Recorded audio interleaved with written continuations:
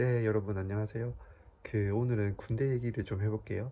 저는 해군에서 복무를 했었거든요. 혹시 해군에 관심 있으신 분들에게 좀 도움이 되는 영상을 좀 만들고자 하는데, 잘 들어봐 주시면 감사하겠습니다. 제가 해군을 선택한 계기는 두 가지가 있었는데요. 첫 번째는 해군의 배 중에서 외국을 나갈 수 있는 배가 있다고 들었어요. 그래서 군복무를 이제 군함을 타고 외국을 다니면서 할 수 있다는 얘기를 들어서 그것 때문에 지원했었고, 그거 하고 싶어서. 그다음에 두 번째는, 이것도 중요한 이유인데, 어 제가 집이 부산인데 해군 훈련소는 진해라서 가깝거든요. 근데 제가 만약 육군을 가야 되면 논산까지 가야 되는 거잖아요. 그래서 아무래도 좀 집에 가까운 거리에 이제 군대로 가는 첫 발을 갈 수 있다는 게, 그리고 내가 훈련을 받을 때 엄마 아빠나 집이 좀 가까이 있다는 게 좀 심적으로 많이 부담이 덜 되더라고요. 그래서 저는 해군을 선택하게 되었고, 혹시 저처럼 좀 외국에 나가서 훈련을 군복무를 할 수 있는 해군 정보에 대해서 궁금하신 분이 계시다면, 인터넷에 좀 잘 없는 것 같더라고요. 제 경험을 통해서 이제 말씀을 드려볼게요. 저는 그런 경험을 직접적으로 얻지 못했거든요. 그 일단은 크게 몇 가지가 있어요. 해군에서 외국으로 나가는 케이스가, 그 중에 가장 큰 것이 이제 해군 사관학교 생도들이 3학년이나 4학년 때 군함을 타고 몇 개월 동안 이제 외국을 순항하는 순항 훈련이 있거든요. 그래서 그때 이제 그 배에 타는, 그러니까 배가 정해져요. 올해는 무슨 함이 간다 이렇게.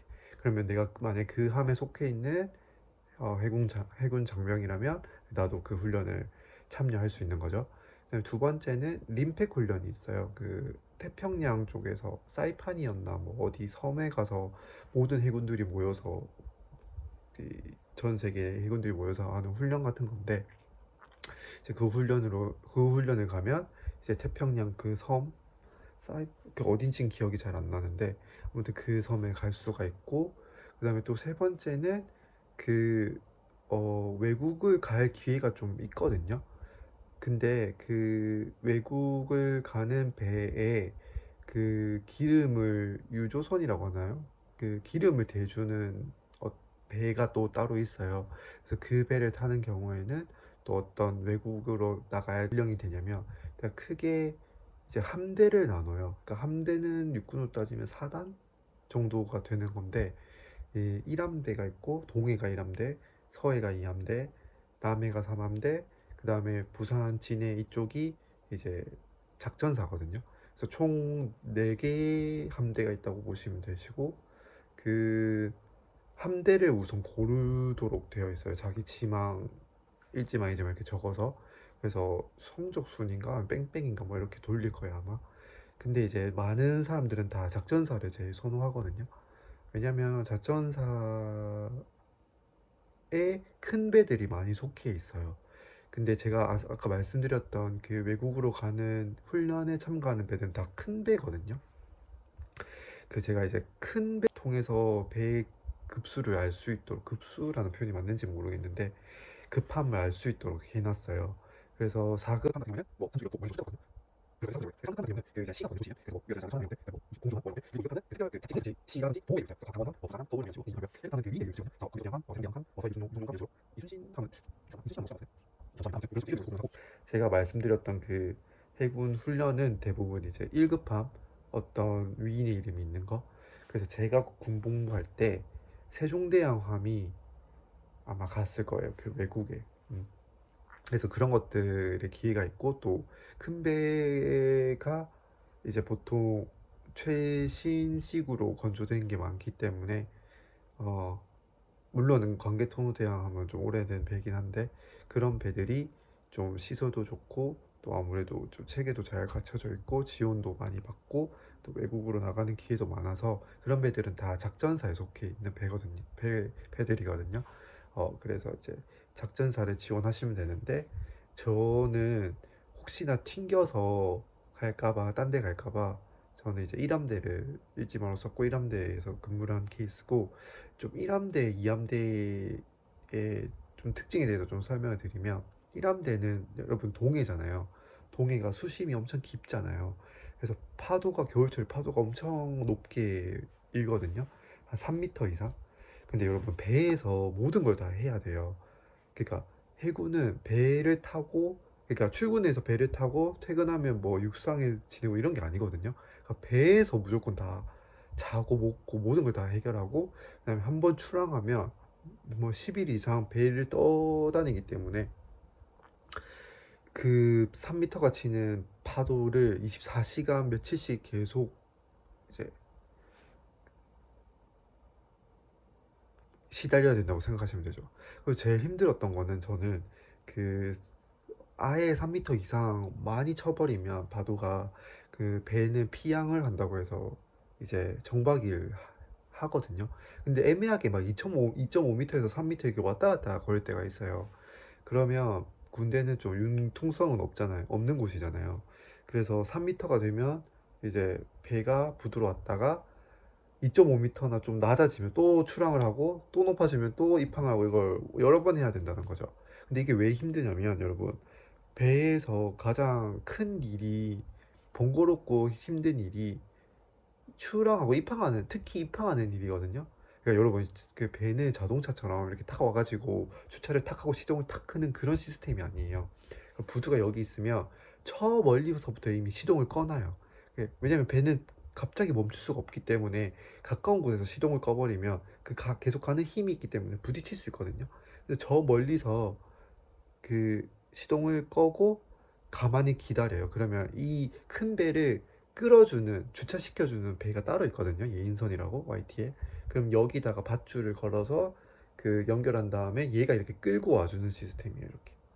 이렇게 막 돌리면서, 배를 이렇게 막 돌리면서 탁탁탁 맞추면서 평행 주차하듯이 딱 맞추거든요. 그럼 걔가 이렇게 딱 옆에 대주면 그 다음 뭘 해야 되냐면, 여기서 이 배에서 여기 육지에 밧줄을 던져야 돼요. 그러면 여기 이제 볼라드라고 하는 이제 고리 같은 거라고 생각하시면 되는데, 거기에 걸고 그냥 다시 당겨가지고 이게 적당한 거리를 유지할 수 있게 해주는 거거든요. 근데 그 밧줄이, 여러분, 그 배를 고정시켜야 되는 밧줄이니까 얼마나 두껍고 무겁겠어요. 그 학교에서 그 저희 줄달리기 해봤잖아요, 학생 시절에. 그보다 몇 배나 더 무겁고 크거든요. 근데 그런 거를 몇 개씩 한 개로 이을 수는 이어서 배를 고정시키는 게 아니라 여러 개 줄이 필요할 거 아니에요. 그럴 때마다 그 작업을 다 일일이 다 해야, 사람 손으로 다 해야 되는 거거든요. 그래서 그게 너무 이제 힘들어가지고, 저는 그 배 생활할 때 그게 제일 힘들었고, 이함대는 이제 그런 어려움도 있지만, 물론 이함대도 파도가 치겠지만 동해보다는 안 치는데, 이함대가 힘든 거는, 거기가 이제 서해니까 북한이랑 중국 있잖아요. 중국에서 불법으로 조업 활동을 많이 나오거든요.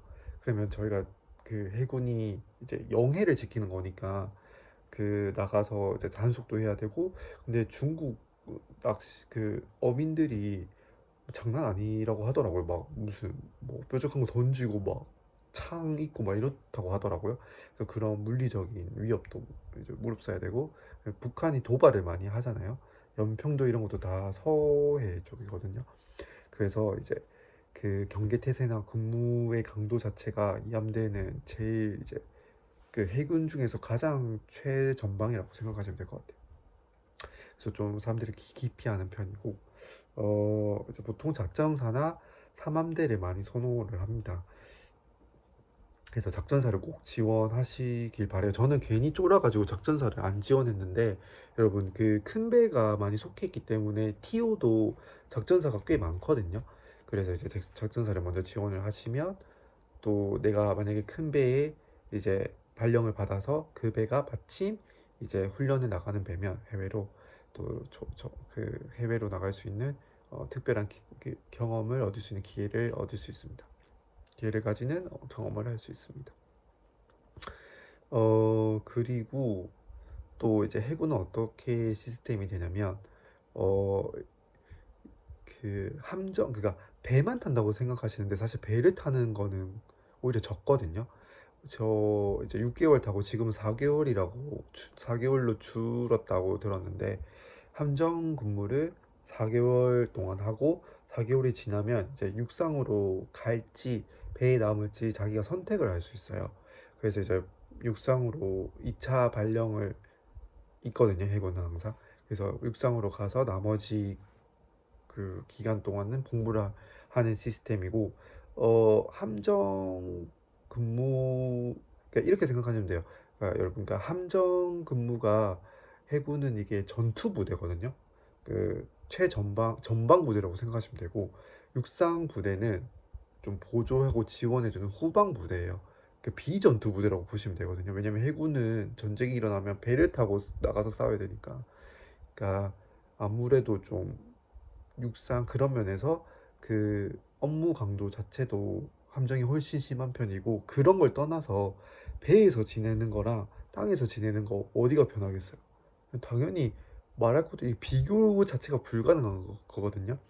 그래서 이제 모든 수병들은 다 4개월 이후에 함정 근무를 마치고 육상 근무로 가는 걸 선호하는 편이고, 근데 이제 함정이라고 해봤자 사실 우리나라에 막 그렇게 막 몇백 대가 있는 게 아니거든요.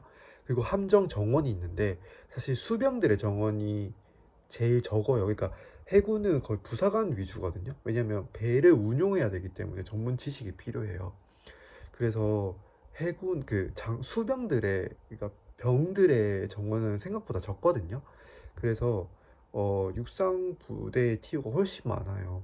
그래서 해군, 그러니까 그 제가 들었을 때는 그 육상 부대 못 가서 자리가 없어서 그냥 함정 근무 계속 하는 사람도 있다던데요라고 이제 말하시는 분들도 계실 것 같긴 한데, 그런 차이는 있어요. 예를 들어서 4개월 만에 딱 함정 근무 마치고 바로 발령 가는 케이스도 있고 육상에, 아니면 조금 더 길어지는 케이스가 있긴 있거든요.